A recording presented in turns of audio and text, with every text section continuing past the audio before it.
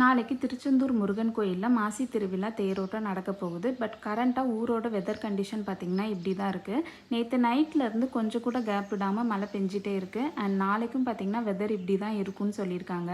ரொம்ப நாளாக எனக்கு முருகரை வரையணும்னு ஆசையாக இருந்துச்சு. அதனால் இன்றைக்கி மார்னிங் வந்துட்டு முருகரை வரைய ஸ்டார்ட் பண்ணேன். ஜஸ்ட் அவுட்லைன் மட்டும்தான் வரைஞ்சேன். அதுக்குள்ளே பார்த்திங்கன்னா பவர் கட் ஆயிடுச்சு. கிட்டத்தட்ட 1 ஹவருக்கு மேலே கரண்ட் வரும்னு வெயிட் பண்ணிகிட்டு இருந்தேன். பட் கரண்ட் வரல.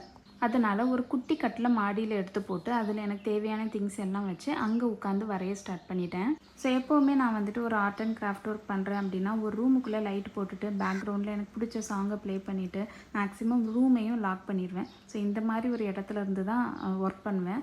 பட் இதுதான் ஃபஸ்ட் டைம் நான் வந்துட்டு நேச்சுரல் லைட்டில் மலையோட சத்தம், அதுக்கப்புறம் இந்த கிளி குருவி இதோட சத்தம் எல்லாம் கேட்டுட்டு ஒர்க் பண்ணேன்.